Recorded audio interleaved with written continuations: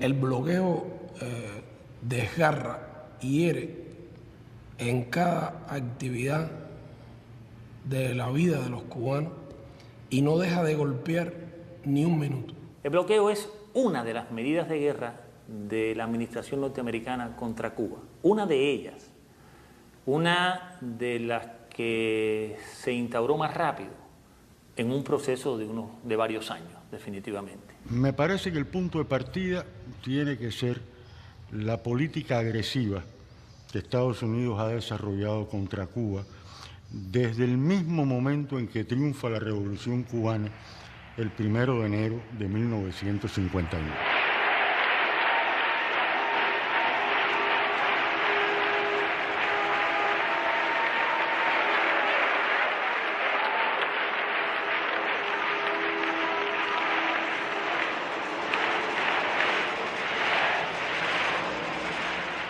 Cae el régimen de Batista.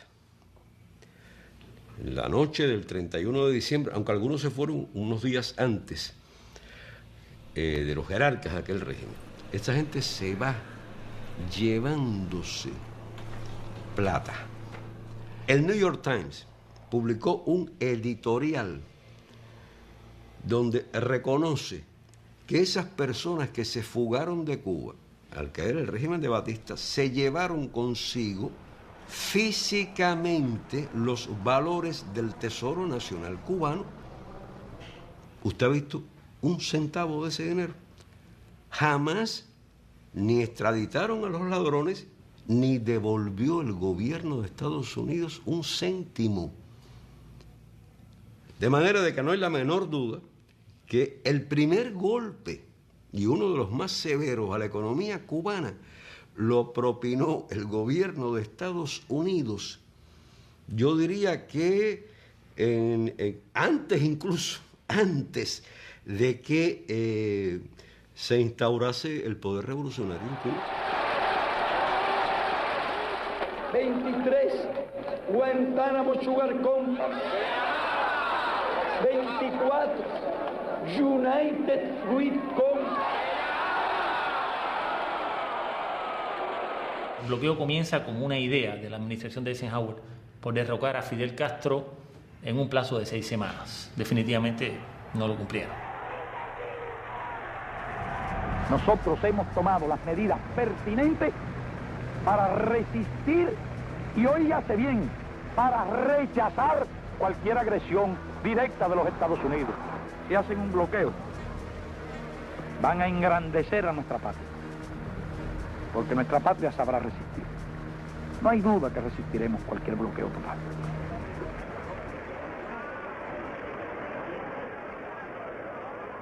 Y en ese mismo periodo comenzaron a surgir las primeras medidas del bloqueo. O sea, comenzaron por el corte del suministro de petróleo. Comenzó el gobierno de los Estados Unidos a rechazar crédito. Siguieron después por la prohibición de que las refinerías norteamericanas refinaran petróleo que no fuera norteamericano. Comenzó a reducir la cuota azucarera. Después suprimieron la venta de partes y piezas a las empresas cubanas. Imagínense ustedes, estamos hablando de un sistema industrial en los años finales de los años 50, inicio de los años 60, donde prácticamente toda la tecnología que había en Cuba era una tecnología norteamericana. O sea que hubo una conjunción en el tiempo entre los actos de sabotaje y los atentados y el inicio de las medidas económicas restrictivas contra Cuba. Cuba dependía en más de un 70% en su comercio del comercio con Estados Unidos. Cuba vendía a Estados Unidos más del 60% de su azúcar. Por lo tanto, en la lógica de la guerra, era una medida racionalmente pensada, intencionalmente dirigida a derrocar un gobierno. Hay un memorándum interno del Departamento de Estado donde un funcionario describe lo que ellos se proponen hacer. Este es un memorándum que no se conoció en aquel momento, que fue el año del 60. Este documento vino a conocerse en los años 80, años 90, cuando fue desclasificado. En ese memorándum, este funcionario que hace un análisis de lo que significarían esas, y no estamos hablando ni de Torricelli ni de Helms-Burton, estamos hablando de las primeras medidas, los primeros pasos. Faltaba un año para la invasión de Playa Girón, faltaba un año para que Fidel anunciara que en Cuba había una revolución socialista. Decía, la mayoría de los cubanos apoyan a Castro. Era el documento preparado para el presidente. No existe una oposición política efectiva. Reconocía el hecho de que la revolución cubana tenía, como tiene hoy, un inmenso apoyo popular. De otra manera no habría podido sostenerse. El único medio previsible, decía, para enajenar el apoyo interno es a través del desencanto y el desaliento. Hay que lograr crearles desaliento, desencanto, basado en la insatisfacción y las dificultades económicas. Debe utilizarse prontamente, decía el subsecretario, cualquier medio concebible para debilitar la vida económica de Cuba, negarle dinero y suministros a Cuba, para disminuir los salarios reales y monetarios, a fin de causar hambre, desesperación y el derrocamiento del gobierno.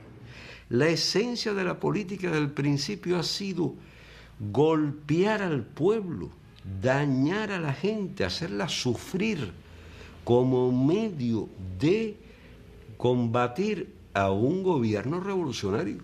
Hay que apretarlos tanto, hay que meterle tanto vapor a la caldera hasta que estalle.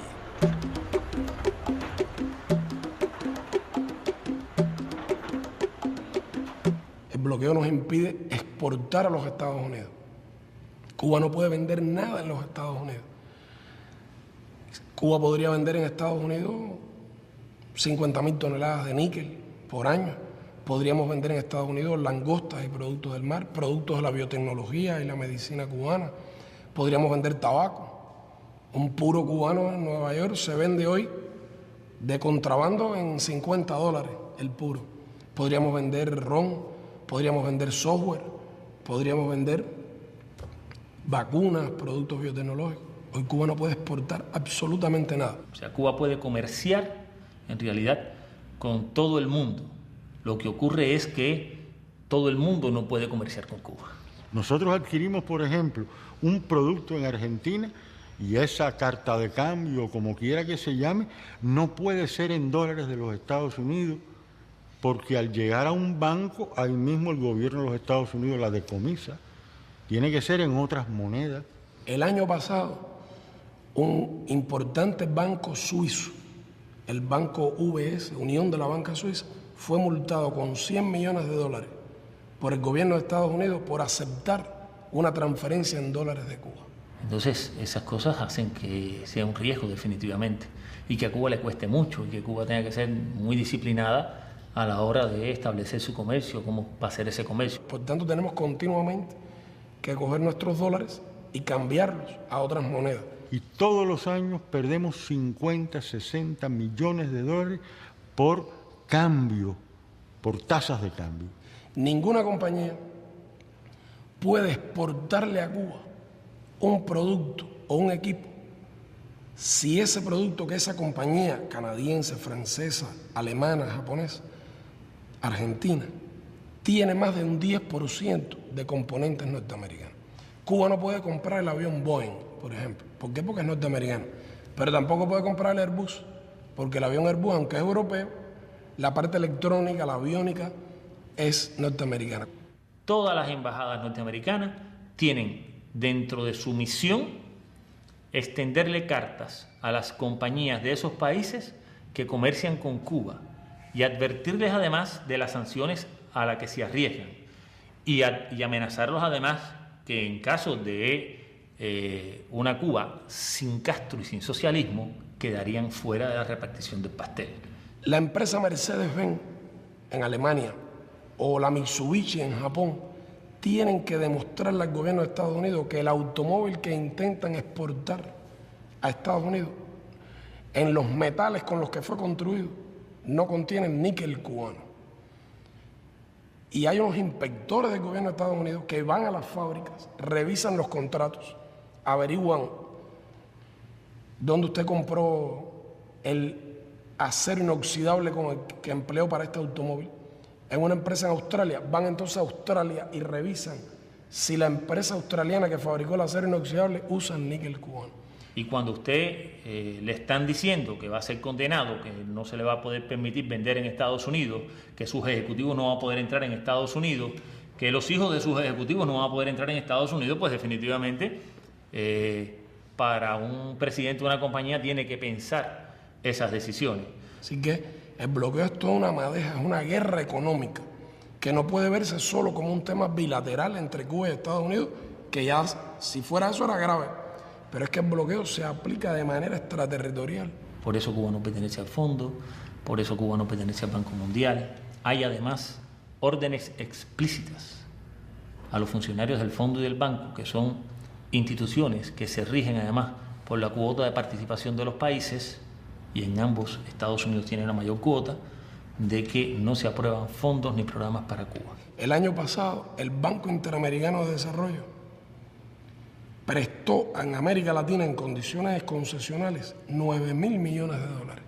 Sin embargo, no le puede prestar ni $1 a Cuba. Eso está prohibido, absolutamente prohibido. No se puede discutir y de hecho no se discute. Si Cuba hubiera recibido solo un 1% de ese dinero, habría recibido 90 millones. ¿Cuánto haríamos nosotros con 90 millones en materia de reparación de hospitales o construcción de carreteras o mejoría en el acceso a agua potable de nuestra población? Así que Cuba solo puede pedir crédito a otras instancias, créditos más caros, más costosos.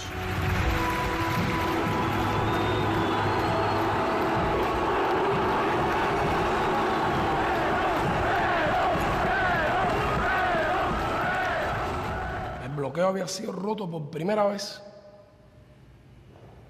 por la Argentina de Perón. Ya desde la época en que es Cámpora el presidente, se firman acuerdos muy importantes y se establece un gran impulso a las relaciones bilaterales entre Argentina y Cuba. El presidente Perón dio unos créditos a Cuba para comprar en la Argentina en el año 73 y Cuba fue a intentar comprar en la Argentina a filiales de empresas norteamericanas como la Ford, la Chevrolet, la General Motors y otras. No se podía hacer. Nadie podía venderle nada a Cuba y mucho menos con asociados a empresas norteamericanas. Y Perón dijo que las nacionalizaba si no le vendían a Cuba. Estados Unidos se vio obligado a establecer esa excepción. Y vinieron para Cuba automóviles por primera y única vez en nuestra historia después de la Revolución, marca Chevrolet, marca Ford, equipos de refrigeración, frigidaire, equipamiento que se fabricaba por obreros argentinos con materias primas argentinas en la Argentina. Eso funcionó hasta la ley Torricelli. El señor Torricelli es el que pone fin a ese comercio con las subsidiarias radicadas en el exterior. Aquellos países en los cuales están asentadas esas subsidiarias, que aceptan que esas subsidiarias se rijan por legislaciones de los Estados Unidos aplicadas extraterritorialmente, en la práctica que están haciendo, están cediendo soberanía. Ese aspecto de la ley Torricelli y el otro aspecto, la prohibición a los barcos que participen en el comercio con Cuba, la prohibición a esos barcos a entrar a puertos norteamericanos. ¿Qué efecto tiene eso para Cuba? Que las compañías navieras no quieren enviar sus buques a Cuba. Hace muy poco hubo un contenedor de jugos naturales cubanos hacia Japón que salía en un banco y fue decomisado totalmente porque tocó un puerto en donde el barco podía ser decomisado. Ahora mismo andamos buscando buques para traer ganado en pie de Canadá hacia Cuba. Y no encontramos los barcos porque los barcos que están en la región no quieren. La ley Helms-Burton, a diferencia de la Torricelli, es una ley completamente concebida con relación a la guerra económica contra Cuba y a la guerra con Cuba en general. No es una ley de gasto de la defensa a la que se le agrega una sección sobre Cuba, es una ley completa, desde el título hasta el final, relacionada con Cuba. Intenta imponerle la ley norteamericana por sobre las leyes de otros países y por sobre el derecho internacional. Por eso es que presentamos cada año, desde el año 92, una resolución en Naciones Unidas que se llama Necesidad de poner fin al bloqueo económico, financiero y comercial impuesto por los Estados Unidos contra Cuba. Es un voto claro y preciso. Es un voto contra el bloqueo. Y en el año 92, por primera vez, esa resolución recibió 59 votos a favor. Durante los últimos 14 años, el número de votos ha ido creciendo de manera sistemática y continua. Y el año pasado fue aprobada por 179 países, de los 191 que integran Naciones Unidas. Excelencias, en nombre de un pequeño país acosado por querer ser libre, les pido respetuosamente, una vez más, que voten a favor del proyecto de resolución presentado por Cuba. Muchas gracias. Vamos a iniciar la votación. La Asamblea está votando el proyecto de resolución A59L2 titulada Necesidad de poner fin al bloqueo económico, comercial y financiero impuesto por los Estados Unidos de América contra Cuba. Los representantes que estén a favor del proyecto de resolución A59L2 indíquenlo con su voto, así como los que están en contra. Ruego a las delegaciones que confirmen que sus votos han quedado correctamente reflejados en la pantalla. The voting has been completed. The machine is locked. Se ha completado la votación, queda bloqueada la máquina.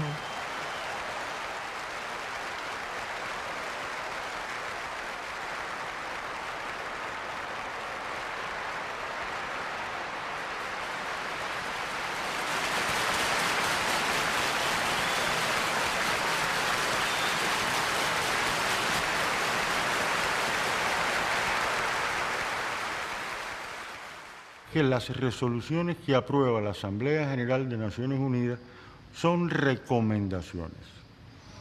No tienen carácter obligatorio y las Naciones Unidas no tienen medio de hacer cumplir esa resolución. Y en segundo lugar, el elemento político, que es, hablando muy en criollo, que a los Estados Unidos les importa un bledo las Naciones Unidas. Es una muestra de arrogancia imperial, de desconocimiento de un clamor internacional, de desconocimiento del derecho internacional. Lo único que le interesa es tratar de lograr unas Naciones Unidas que responda 100% a sus intereses. Mientras más ha crecido el rechazo dentro de Estados Unidos y en la comunidad internacional a la aplicación del bloqueo, más duro ha sido. El gobierno de Bush ha apretado las tuercas del bloqueo hasta límites desconocidos antes. Y yo creo que el bloqueo a nosotros es una cosa muy injusta. Impide llegar a Cuba muchos medicamentos, equipos médicos, hacer negocio con otros países, desarrollarnos. Nos cierran todo. Y eso lo estamos sufriendo ahora con el problema de la electricidad, que son horas y horas sin luz. Claro, primero ponemos lo que es la alimentación, pero todo lo demás también afecta, un par de zapatos, una ropita, cualquier cosa. Y ahora mismo usted ve el transporte como lo tenemos. ¿Usted cree que el transporte debería estar así? No debía estar así. Pero ellos no nos dejan, ni una pieza nos dejan comprar por allá afuera. Que mientras existe el bloqueo va a haber necesidad, miseria. Personalmente afecta a lo que es el comercio y personalmente afecta a la familia de uno como tal. En las cosas como la medicina, que no hace falta a nosotros y por el medio del bloqueo tenemos que comprarlo con un tercer país. Y nuestro sistema social está dispuesto a pagar lo que sea con tal de curar al enfermo gratuitamente. No nos han vendido. Es lógico que nos afecte y todo cubano que yo creo que se sienta cubano y usted le pregunta y le va a decir lo mismo. Ese es el gran crimen de todo esto que se está haciendo, todo esto que dice, todo este bloqueo que se está llevando inhumanamente contra cunas de 30 años. Y es ahogar el niño en su cuna.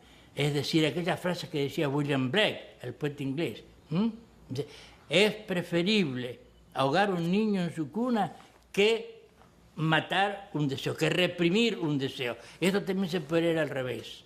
Reprimir un deseo, en este caso, un deseo de justicia, un deseo de libertad, un deseo de comunidad, un deseo de igualdad, es matar un niño en su cuna.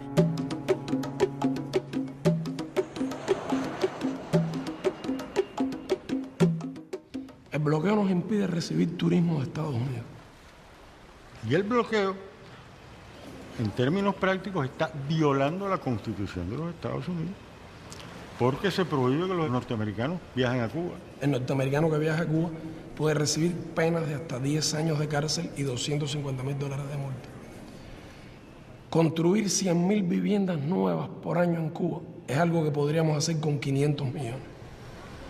La vivienda es el principal problema que tenemos los cubanos durante muchos años. Los últimos 15 años no hemos podido construir las viviendas que necesitamos. Tenemos que construir 100.000 viviendas por año durante 10 años, 20.000 de ellas en la ciudad para enfrentar ese que es el problema más grave. Hacer 100.000 viviendas lo podemos hacer con 500 millones.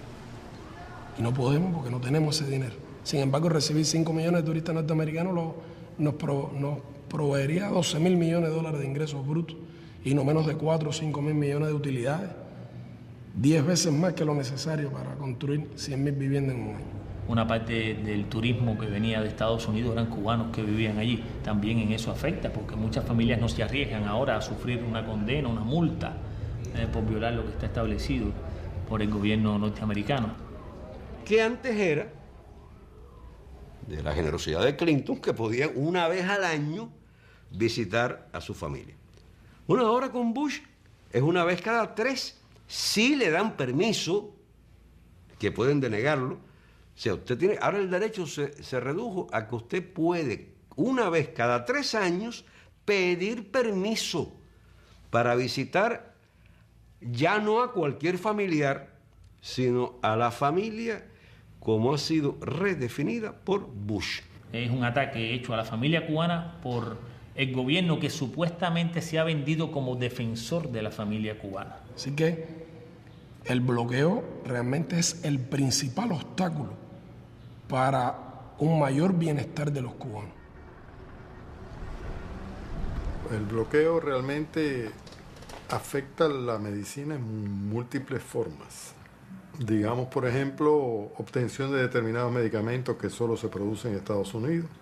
Hay que obtenerlo a través de terceros países. Cuando se logra obtener, hay que pagarlo mucho más caro. En el mismo caso de las enfermedades infecciosas, cuando sale un nuevo antibiótico o un producto para combatir un vector, por ejemplo, bueno, tampoco podemos obtenerlo. Conozco casos de gente muy desesperada cuando no tenía una medicina para aliviar el dolor de un anciano o para salvar a un hijo, etc. O sea, ha habido mucha mucha rabia, mucha desesperación, mucho sufrimiento, digamos, en la gente. Que haya pacientes que necesitan en un momento determinado un producto que no está en el país y que hay que mandarlo a comprar, es norteamericano y no lo podemos obtener, y entonces se ve afectado ese paciente. Un equipo que uno quiera comprar en Japón, por ejemplo, si tiene componentes norteamericanos, no se puede comprar. Como ocurrió con una compañía canadiense a la que le compramos equipos médicos y después fue comprada a su vez por una compañía norteamericana y ahora nos niega las piezas de repuesto porque si no es sancionada por el gobierno de Estados Unidos. Se nos trató de privar de la influencia de las corrientes de la cultura universal. El bloqueo impide de manera sistemática, a partir de sus diferentes regulaciones en sus diferentes momentos, impide el intercambio de estudiantes de los Estados Unidos de Norteamérica con estudiantes cubanos e impide el intercambio de profesores de los Estados Unidos de Norteamérica con profesores cubanos. Inclusive ahí se perjudican también los norteamericanos porque Cuba tiene resultados interesantes y cada día les cuesta más trabajo venir a Cuba para congresos. Por ejemplo, los éxitos de nuestro centro de investigación biotecnológica y de ingeniería genética, todo lo nuevo que se ha creado. Intentaron inclusive que las publicaciones cubanas no pudieran ir a revistas norteamericanas. Eso lo intentaron, pero hubo una rebelión de las editoriales norteamericanas y tuvieron que retirar esa medida. Usted está completamente prohibido entrada en los Estados Unidos porque usted está tildado como yo soy como una figura que represento peligro para ¿cómo se llama? Para los Estados Unidos. No puede ser, porque yo lo único que hago es cantar. El arma mía es el canto, en mi boca. Yo no cojo a mí, mi mano está limpiecita, automáticamente limpia, no tengo nada que ver con ningún tipo de armas. Ahora, si con la voz usted emite, usted mata o esto, no está bien. Pero yo creo que mi voz no, al contrario.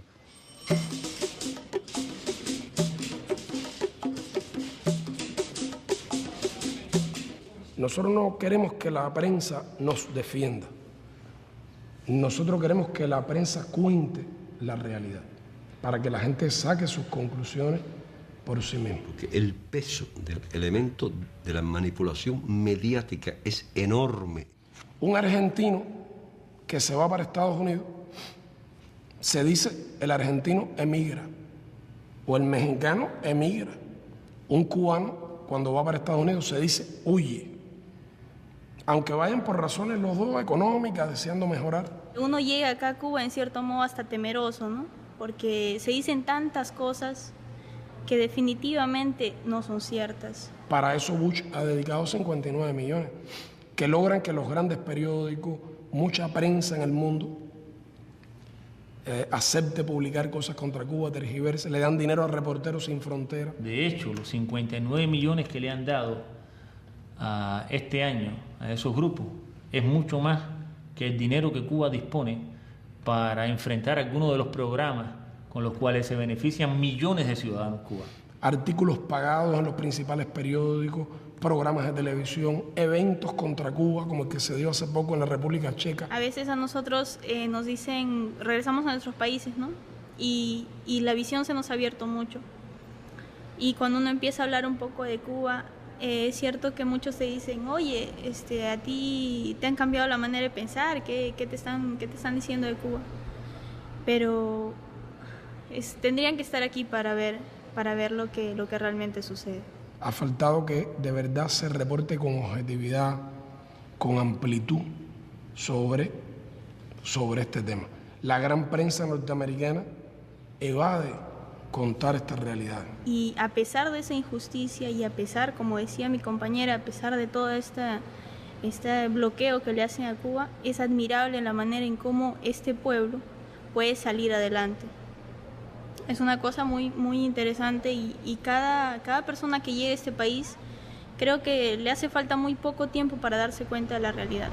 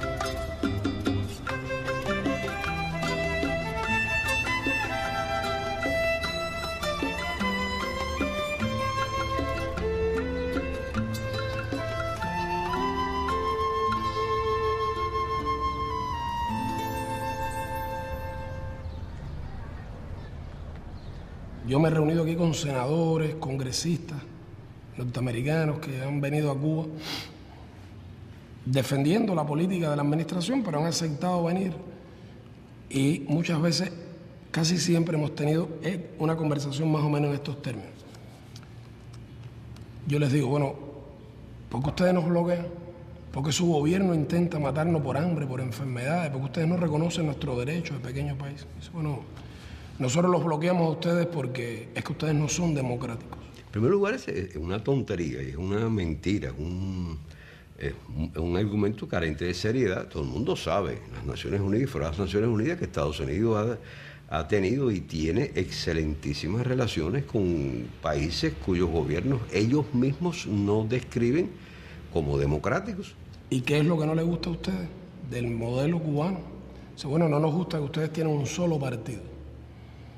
Y bueno, nosotros creemos que si no hay más de un partido, no hay democracia. En fin, la lista es muy larga de países donde no hay nada que se parezca al sistema occidental que ellos imponen como paradigma. ¿Cuántos partidos hay en China? Mire, China tiene un solo partido igual que Cuba y sin embargo ustedes tienen relaciones, comercian con ellos. Bueno, pero es que China es un gran mercado. La lista es larguísima y con todos esos países Estados Unidos mantiene excelentes relaciones. Pero mira, Arabia Saudita, ustedes critican a Cuba porque hay un partido, pero en Arabia Saudita no hay ningún partido. Y hay otros países donde hay. Y en Arabia Saudita las mujeres no pueden manejar un automóvil en la vía pública. Bueno, pero usted tiene que comprender que es el petróleo, me dicen. Y relaciones, sobre todo en lo económico. Es que la política exterior de un país no puede fundamentarse solo en intereses. Tiene que fundamentarse en principios. Es la diferencia entre ustedes y nosotros. Tiene que haber una ética. Ellos nunca le han preguntado a ningún país cómo se organiza a la hora de apoderarse de sus minas, de su petróleo, de lo que los interesa. Por tanto, ustedes no pueden venir a hablarnos de que ustedes quieren la democracia en Cuba, entre otras cosas porque ustedes no son precisamente un modelo democrático. Un país donde se necesitan 9 millones de dólares para ser elegido senador y más de 100 millones para ser presidente, no es un país democrático. Porque el sistema norteamericano realmente es para tontos. Sistema corrupto, carente de representatividad. El presidente se robó las elecciones una vez y se la robó la segunda vez, según muchos piensan. Y nosotros no aceptamos su modelo, reivindicamos nuestro derecho a tener nuestro modelo, nuestras elecciones, nuestra manera de gobernar nuestro país. Una de las cosas más simpáticas que me tocó vivir acá, bueno, y más aleccionadora fue que como yo soy padre de una cubana y como ya vivo ya hace más de 5 años, me dieron la posibilidad de votar en la elección. Tú llegabas y ibas a los lugares públicos, ¿entiendes? La bodega, y veías la biografía de ella, una cosa pequeña, de una hoja tamaño carta, donde tú veías simplemente las cosas que él había hecho en su vida. Y tú el día de la elección llegabas y votabas, se comentaba, se discutía, se analizaba de por qué este otro candidato, ¿entiendes? Todo eso, pero nada de que él anduviera por las calles paseándose, ni que el otro candidato anduviera por acá ofreciendo cosas, no, todo lo contrario. Ahora tenemos un delegado que él, digamos, hace muchas cosas por el barrio, pero es un tipo que nos deja su trabajo, que está todo el día trabajando y que llega después de cierta hora y te atiende en un lugar donde tú puedas hablar con él o él va a ver cualquier problema que hay y te va a ver a la casa. Trata de mantener todo, digamos, organizado, todo bien. Si fuera una periodista norteamericana, estoy seguro que ya me habría hecho la pregunta. Porque ellos lo repiten mucho. No, pero hay quien piensa que ustedes están muy contentos con el bloqueo, que ustedes no quisieran que lo levantaran. Ellos dicen, pretexto de los cubanos. Cuba está mal porque está mal administrada. Siempre yo les digo, y si es un pretexto, porque ustedes no nos quitan el pretexto. Levanten el bloqueo y quiten el pretexto para que demuestre que nosotros no tenemos razón. Vamos a hacer una cosa, levántenlo por un ratico nada más. Un año, digamos, un año sin bloqueo. A ver quién ganó.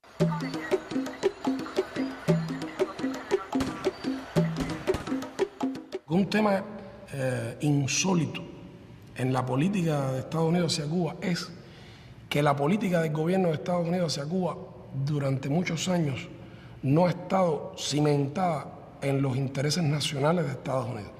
Porque si Estados Unidos formulara una política hacia Cuba, bueno, no habría duda que fomentaría el comercio con Cuba, las relaciones. Las administraciones norteamericanas se han caracterizado, yo creo, en su historia por ser siempre muy pragmáticas.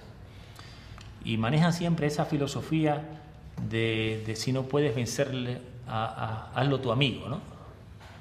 En el caso de Cuba, ellos realmente lo han hecho siempre a la inversa. No han podido vencernos, pero no pueden ser nuestros amigos. Nosotros le hemos propuesto al gobierno de Estados Unidos colaborar en el enfrentamiento a las drogas o en la lucha contra el terrorismo o para evitar la migración ilegal, y el gobierno de Estados Unidos, aun cuando esto le conviene y es bueno para sus intereses, lo rechaza porque teme la reacción de los grupos extremistas de Miami. Esa emigración reaccionaria que vive del negocio de la política contra Cuba ha sido un gran perdedor durante 45, 46 años. Siempre han perdido. Teniendo centenares de millones de dólares, siempre han perdido. Y lo que ha ocurrido es que la política hacia Cuba ha sido secuestrada por estos grupos terroristas cubanos, grupos extremistas organizados en Estados Unidos, que son apenas 20 o 30 familias cubanas, pero que son las que tienen el dinero, no representan los intereses de la mayoría de los cubanos que han ido allí, que han emigrado por razones económicas, sino que son los antiguos batistianos, los antiguos dueños, los antiguos explotadores y torturadores en Cuba que se fueron para ahí y que tienen gran influencia. No hay que olvidar que el hermano del presidente de Estados Unidos es el gobernador de la Florida. Y entre otras cosas, una de sus fortalezas está en sus relaciones tan estrechas con la parte más reaccionaria de la emigración cubana. Financian, participan en las campañas. Por ejemplo, de los 40 nuevos diputados republicanos que fueron elegidos en noviembre, 26 sabemos que han recibido dinero de los lobbies cubanos de ultraconservadores de Miami. Pagando, además, deuda que ese gobierno tiene contraída con esa parte tan reaccionaria de la emigración cubana en Estados Unidos, que vive del negocio de la contrarrevolución. Entonces, estos son los que están detrás de la redacción del plan de Bush para Cuba, que es, según dice al comienzo de su introducción y cuando lo presentan, es como un conjunto de acciones a tomar al amparo de la ley Helms-Burton para lograr los propósitos de esa ley. Este es un plan de subversión de Cuba, de destrucción de la revolución para después anexar a Cuba. La ley dice con todas sus letras que su objetivo es lograr el fin de la revolución cubana. Bush declaró: no estamos esperando que se vaya Fidel, estamos trabajando para sacarlo cuanto antes. Que después del fin de la revolución cubana habría lo que ellos llaman un periodo de transición y después lo que ellos llaman una etapa democrática. Y define por escrito, está puesto ahí en una ley del Congreso, requisitos para que el gobierno de Estados Unidos considere que ya no está el régimen de Castro, que ya hay una transición o que ya hay una democracia. El primero, el más importante, es el referido a las propiedades que fueron nacionalizadas en Cuba al principio de la revolución. Estados Unidos nombrará en Cuba, después que logre derrotar a la revolución, nombrar un gobernador para Cuba y convertir a Cuba en una provincia de Estados Unidos. Desarmar todo el país, quitarle las cooperativas a los campesinos, quitarle la finquita a cualquiera de esos más de 100.000 campesinos que recibieron su tierra por la reforma agraria. Bush ha dicho: nuestra política hacia Cuba es el cambio de régimen. Por supuesto, desaparecería la educación gratuita, la salud. Todo eso está explicado en el plan de Bush. Todo eso es violatorio de la Carta de Naciones Unidas, violatorio del derecho internacional. Un gobierno, por poderoso que sea, no puede arrogarse el derecho de cambiar a las autoridades de otro país.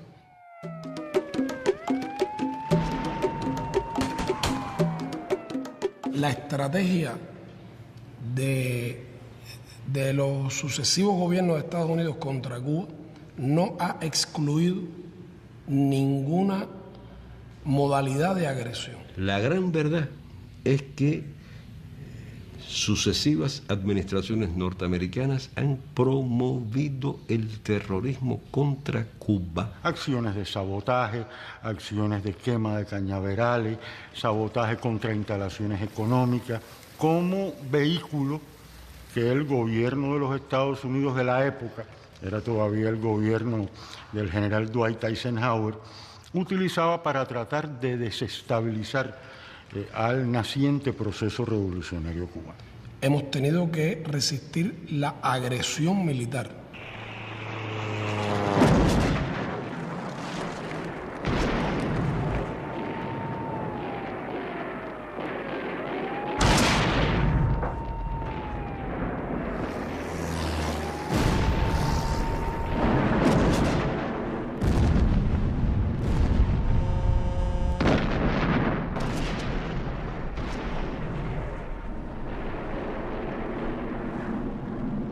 Cuba está a minutos de la acción de la Fuerza Aérea, de la cohetería, de las unidades militares norteamericanas. Desde Estados Unidos han venido lanchas artilladas que han disparado contra poblaciones civiles en Cuba. Hemos tenido que soportar la guerra sucia, la organización por la CIA de bandas armadas que operaron en Cuba entre el año 60 y el 67, en que logramos derrotar, que llegaron a tener miles de hombres armados que asesinaron campesinos, asesinaron a jóvenes que habían ido a alfabetizar a las montañas y a las zonas rurales de nuestro país, estudiantes casi niños.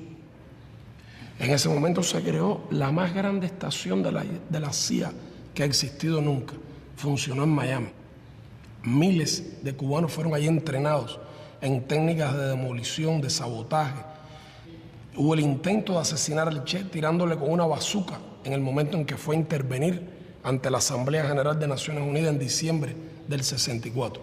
Otra vertiente más cercana es el apoyo, la financiación, el suministro y el aliento que desde el territorio de los Estados Unidos se ha realizado hacia grupos terroristas, tanto dentro de Estados Unidos como en otros países, para que actúen contra Cuba.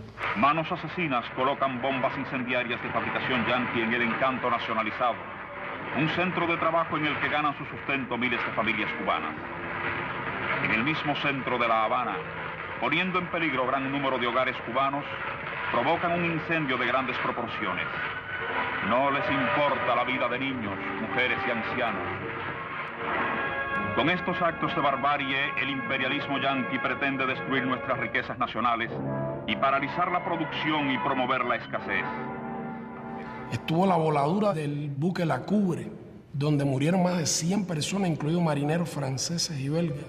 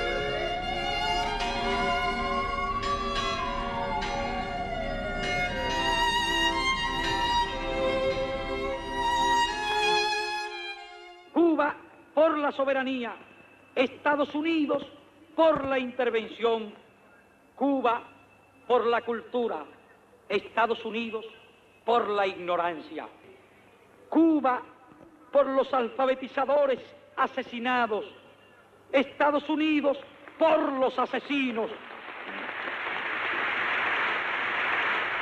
Ahí hay crímenes que fueron transfronterizos, que ocurrieron más allá de las fronteras nacionales, y unos cuantos en Estados Unidos.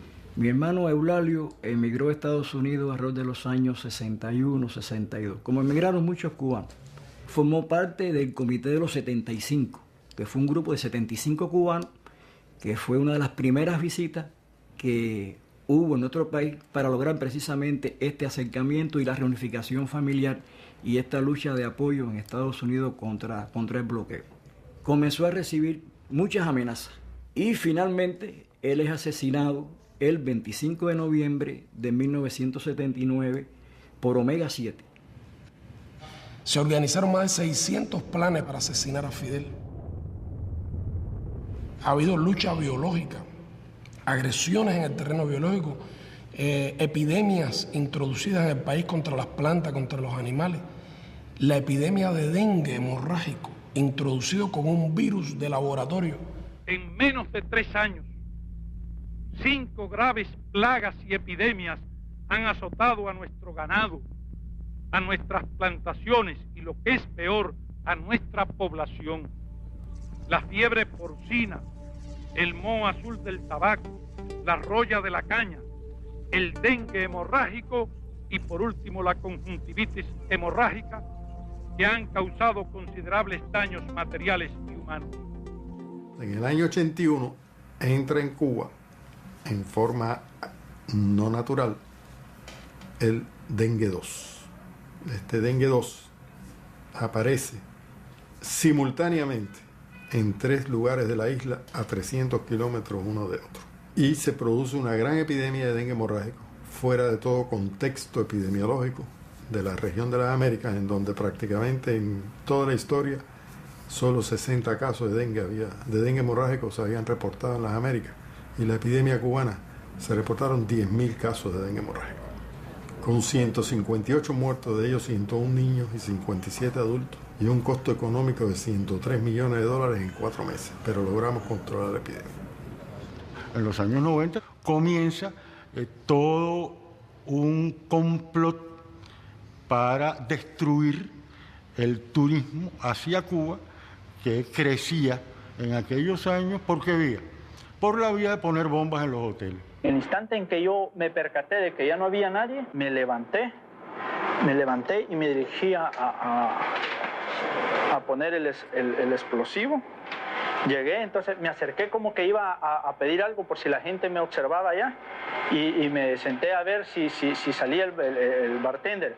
Él no estaba en este momento acá, entonces yo ya traía abierta la maleta con el explosivo enfrente. Lo único que hice fue observar para los lados y disimuladamente saqué el explosivo y lo metí acá. Y le di vuelta, lo metí y le di vuelta acá. No es solo acabar con la revolución cubana causando hambre y desesperación al pueblo cubano, pero además también matando gente inocente. Hay miles de familias cubanas que perdieron un familiar. Más de 3.000 cubanos han muerto víctimas de acciones terroristas a lo largo de todos estos años. Eso es lo que se llama terrorismo internacional, que existió y que existe, que nació del patrocinio de determinados sectores norteamericanos, en los cuales los Bush ocupan un lugar privilegiado. En septiembre del 98 arrestan a 5 compañeros cuya misión fundamental en la vida era precisamente enviarle a Cuba esas informaciones, esos datos que hubieran podido ayudar a frustrar las acciones terroristas. El gobierno norteamericano conoce que existen porque Cuba le ha entregado información detallada de quiénes son, dónde radican, qué hacen, qué organizan. Sin embargo, nunca han hecho algo por protegernos, lo ignoran realmente. Nosotros cumplimos con el FAA, de hecho yo me reuní con el director del FAA local de aquí, de Miami, el día anterior, y le expliqué que íbamos a ir en aguas cubanas, y él nos recomendó que usáramos toda la discreción nuestra y no romper ninguna ley americana, y nosotros con eso cumplimos. crees que, o sea, tú estás convencido que no violaste ninguna ley? ¿Americana? Yo creo que no, ninguna. ¿Y cubana? Esa no me importa.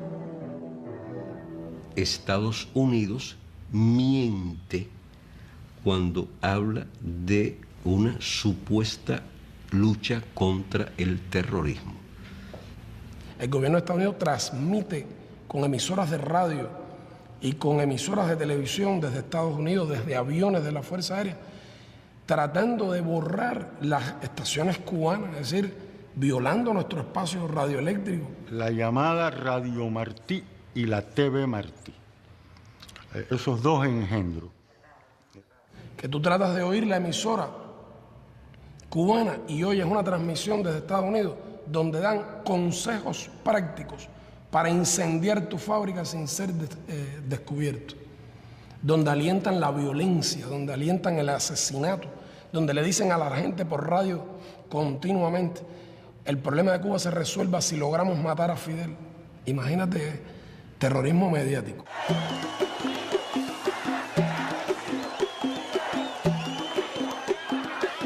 Si el pueblo cubano tiene algún mérito, es sobre todo su proeza de los últimos 15 años. Porque durante los primeros 30 años de la revolución teníamos el bloqueo, pero teníamos las relaciones con la Unión Soviética, los países socialistas. Ellos compraron nuestros productos, ellos nos vendieron lo que Estados Unidos nos negaba, ellos nos dieron crédito, nos permitieron acceder a tecnologías que muchas veces eran tecnologías más atrasadas, gastadoras de combustible, pero bueno, eran las que podíamos, y así fuimos desarrollando nuestro país. Pero lo interesante es que cuando en el año 90 desaparece la Unión Soviética, desaparece el campo socialista con el que nosotros podíamos comerciar y protegernos, y nosotros nos quedamos solos de un día para otro, perdiendo los socios comerciales con los que teníamos el 85% de nuestro comercio. Entonces sí, Carolina, se probó si esta era una revolución verdadera con apoyo popular. Y en cuestión de horas, este país cayó en una situación muy difícil, que es lo que llamamos el periodo especial. Entre el año 89 y el año 93, en 4 años, el Producto Interno Bruto de Cuba cayó 35%. Imagínate que en Argentina, en todos los años de la crisis, cayó 22%. El efecto real fue un segundo bloqueo, porque de pronto se caen esos mercados, de pronto perdemos todos los suministros que estaban asegurados con esa parte del mundo. Las importaciones cubanas, que en el año 89 habían sido de 8.500 millones, cayeron a 1.500 millones. Se paralizó la agricultura porque no tenía combustible, fertilizantes, piezas de repuesto para la maquinaria agrícola. Se paralizó la industria. Hubo que empezar a buscar nuevos mercados donde vender nuestro azúcar, nuestros cítricos. Todo eso bajo la persecución del bloqueo norteamericano, que se hizo cada vez más duro. Fue entonces que vino la ley Torricelli para dar la última puñalada. La ingesta calórica diaria de los cubanos cayó de 3.000 calorías diarias a 1.900. Según la Organización Mundial de la Salud, no puede ser menos de 2.400 kilocalorías diarias. Imagínate qué restricción. Y sin embargo, en esos años en que pasamos hambre, de 800 medicamentos que en Cuba se usan, 500 no los había. No había cómo producirlo, no teníamos materias primas, se paralizó el transporte. Tú venías a La Habana y no había automóviles en las calles, 1 millón de bicicletas diariamente rodando en la ciudad. 20 horas diarias sin electricidad. Nos quedamos, como en la clásica imagen, agarrados de la brocha. Retiraron la escalera y no nos caímos tampoco. Porque el modelo social, que en esa coyuntura no dijo, bueno, pues sálvese quien pueda, que se salve el más fuerte o el que tenga más dinero. Dijimos, hay poca comida. Bueno, lo primero es priorizar a la mujer embarazada, al niño recién nacido, al anciano que vive solo. Y no dijimos, bueno, pues privatizamos los servicios y el que tenga dinero que lo pague y el que no, bueno, que se adapte a la idea de que no tiene derecho. Ha habido que levantarse que superarse, que ser capaces de ser más creativos, de ser más esforzados. Dijimos, vamos a mantener nuestras escuelas abiertas, aunque no tengamos los libros, aunque tengamos cuando termine el curso que tú, coger esos libros, volverlos a coser para entregárselos a los niños. Las familias se prestaban los uniformes de unos niños a los otros. Compartíamos lo poco que teníamos, la solidaridad entre los vecinos, el Estado jugando un papel, no dejando abandonado a nadie a su suerte. Y hoy, cualquiera que objetivamente vea la situación cubana, tiene que darse cuenta que hoy la situación, con grandes dificultades, con grandes problemas, que usted los habrá apreciado, me imagino, sin embargo, es mejor que la que teníamos cuando comenzó lo que llamamos el periodo especial. Empezamos a desarrollar el turismo, aceptamos un poco de la inversión extranjera, desarrollamos nuevos rubros de nuestra producción, empezamos a producir nuestro propio combustible y poquito a poco fuimos saliendo adelante.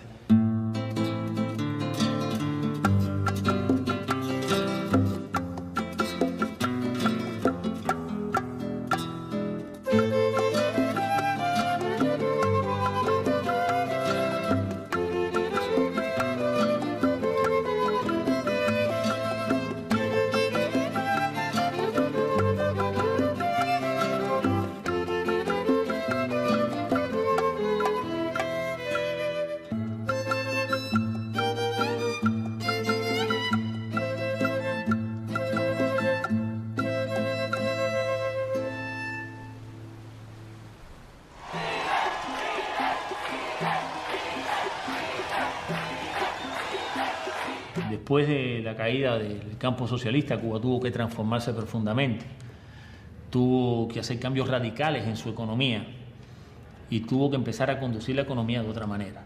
Y tuvo que pensar, además de eso, en otros sectores productivos. La situación ha evolucionado gracias a la sabiduría, al esfuerzo, a una política muy consistente y sobre todo al esfuerzo de nuestra gente. Hoy nuestro país tiene grandes fortalezas, sin lugar a dudas, en un grupo de sectores que hace 15 años prácticamente no existían. La salud pública cubana, a pesar de las dificultades económicas, a pesar del bloqueo, tiene resultados muy relevantes, competitivos con países del primer mundo. Nuestro país ha tenido que hacer esfuerzos extraordinarios para, por ejemplo, aumentar la esperanza de vida de los cubanos, que ya sobrepasa los 75 años. Cuba cerró este año con 6.8 de tuberculosis, 6.8 por 100.000. Y ahora nos estamos proponiendo eliminar la tuberculosis en Cuba, cuando hasta en los países desarrollados está aumentando la tuberculosis. Una mortalidad infantil de 5,4 por 1000 nacidos vivos, que es una de las más bajas del mundo. O sea que hoy en día, cuando usted analiza los indicadores de salud de Cuba, todos están muy por encima de la región y ya a nivel de país desarrollado. Tenemos un sector biotecnológico y farmacéutico, que es un sector de punta, que ya le transfiere tecnología y le vende tecnología hasta a empresas norteamericanas. Hay una empresa norteamericana que se llama Cancervax, está radicada en Texas, que logró que el Departamento del Tesoro le diera un permiso para comprar tecnología cubana. Tecnología cubana para una vacuna terapéutica contra el cáncer. Cuba es el único país que ha vivido una crisis económica y social de esa magnitud sin afectarse los intereses, los indicadores sociales. En la educación ha sido igual. Hemos tenido que hacer esfuerzos enormes para poder desarrollar un sistema educativo verdaderamente universal y gratuito. El sistema de enseñanza en Cuba, el sistema de enseñanza artística en Cuba, constituye un modelo para América Latina. En pocas instituciones en el mundo vinculadas a la enseñanza artística tienen en un mismo espacio, como lo tiene el Instituto Superior de Arte, todas sus manifestaciones artísticas. Debo recordar que más de 40.000 jóvenes de 120 países se han graduado en Cuba en las universidades y las escuelas cubanas, 30.000 de ellos africanos. Ahora mismo estudian en Cuba más de 16.000 jóvenes becados gratuitamente. En la escuela cubana son aulas de 25 personas los máximos y hay microscopio para cada chico, o sea, eso está garantizado. Y saber que esas clases personales no solamente son para nosotros que somos extranjeros, así se le da también a la escuela cubana, algo que es bastante fundamental y me parece que vale la pena destacar a pesar del bloqueo. Y bueno, le hemos ofrecido a esos jóvenes estudiar en Cuba, son hijos de familias pobres, de 80 etnias indígenas distintas de América Latina.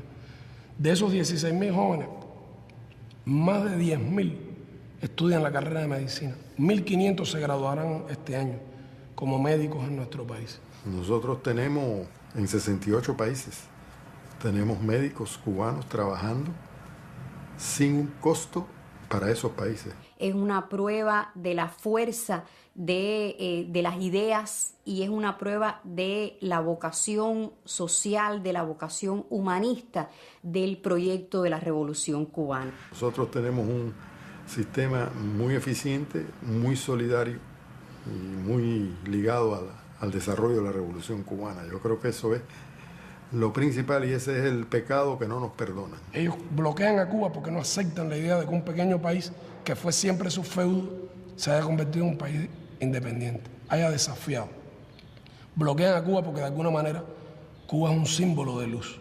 Cuba es la idea de que se puede ser un país distinto, independiente, un país solidario. Solamente quienes viven este proceso desde adentro pueden tener la justa dimensión de la cantidad de energía que ha sido necesaria para que todo esto pueda desarrollarse. Pero le hemos dado a la gente sentido de la dignidad, orgullo nacional de tener nuestra cultura, hablar nuestro idioma, tener nuestras instituciones, haber hecho nuestra constitución por nosotros mismos. En un país que era una colonia norteamericana, donde los soldados de Estados Unidos se retrataban orinándose en la estatua del héroe nacional cubano, donde el embajador de Estados Unidos decidía el presidente que sería elegido y donde las compañías transnacionales norteamericanas dominaban toda la economía de nuestro país. Tenemos defectos como cualquier ser humano, pero tenemos esa característica que nadie más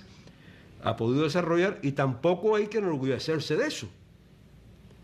Los demás pueblos no han tenido la oportunidad de tener que soportar un bloqueo de 45 años y después que se les caiga el amigo y tener un periodo especial de otros 10 en que hay que inventar, en que hay que crecerse mucho para sobrevivir.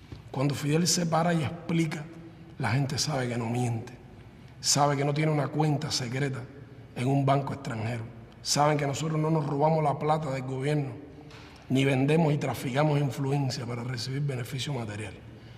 La gente en Cuba sabe que cuando se va la electricidad, como ahora que tenemos dificultades y se nos va la electricidad, se va también en las casas de los ministros. Y saben que nuestros hijos no van a colegios especiales, saben que nuestros hijos van allí con el resto de los niños del barrio, en los lugares donde vivimos.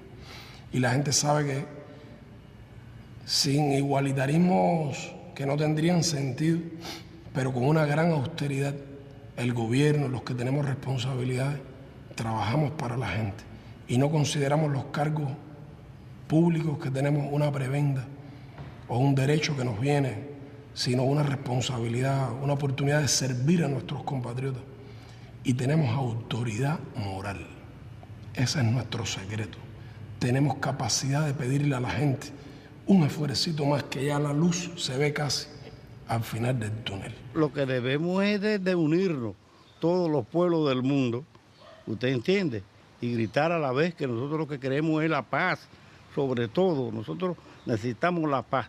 Viviendo nosotros con la paz, hay de todo, se consigue todo. Con una dosis de ilusión, si tú quieres una palabra más linda, más justa, con una dosis de sueño enorme, poniendo junto todo eso, haciendo todo eso una especie de gran, ¿cómo te diría?, de un aquavite, de un agua de vida, haciendo que todo eso arda de alguna forma, es que van a surgir en cada uno de nosotros la solución o la posible solución para ese momento y para esa circunstancia. El bloqueo se gana fundamentalmente con la fortaleza de la revolución y con la solidaridad, lógicamente, de los países del mundo, ¿no? Y no tengo duda de que el bloqueo será levantado y que si no somos nosotros, nuestros hijos, nuestros nietos, verán a su país desarrollado y libre sin la presión del bloqueo. Si nosotros los cubanos no queremos este sistema social, este gobierno, es un problema nuestro. Nosotros somos los que tenemos que luchar por mantenerlo o luchar por quitarlo. Pero que en este caso el imperialismo norteamericano se ha arrogado el derecho de creerse los tutores del mundo, los que dirigen la política del mundo. Yo quito y pongo al gobierno que me beneficie. Pero hay una realidad histórica. Ser diferente es un precio costoso. Y Cuba lo está pagando, pero tiene su premio. Precisamente por resistir tanto, la gente no quiere, no respeta. Hay que luchar. Si usted no lucha, no puede llegar a tener lo que usted quiera tener. Además, ¿qué sistema político tú me quieres imponer a mí como América Latina? Si en 100 años, ¿qué progreso tiene América Latina?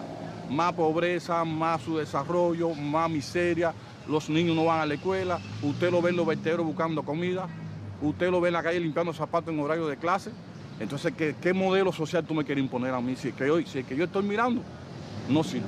Aquí el gobierno ha hecho cosas casi imposibles de hacer por salir adelante. Pero bueno, aquí estamos, con bloqueo y sin bloqueo, aquí estamos y seguimos para adelante. Porque no dejaremos que nos opriman ni nos destruyan por nada del mundo ni por nada. Y para adelante y con Fidel hasta adelante. Y los pueblos poco a poco se van despertando. Y poco a poco la independencia y la integración de América Latina va a llegar.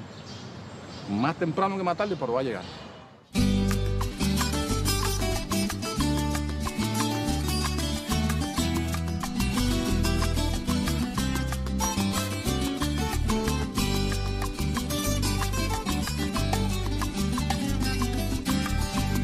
Foráneos más de uno ya llegaron, queriendo mercadearnos los sudores, pero sus matemáticas olvidan que dimos historia precolombina y no estamos pa' jueguitos de indios y conquistadores. Agradecidos de los que acompañan, limpieza de alma con o sin bolsillo, y nos valoran por horas de compañía, de esperanza o de consuelo, sin importar las millas, horas de vuelo. Boca a boca se propaga este jaleo. Es el precio de vivir de este lado del bloqueo. Ni mejores ni peores que los demás, sin más gloria que tenernos todavía. Seguimos saludables de amistad, haciendo de la lágrima alegría. Pasamos de apariencia de extranjeros a la confirmación de nacionales. Para aclarar la duda va este verso, guajiros serios y heterosexuales. Por si las moscas.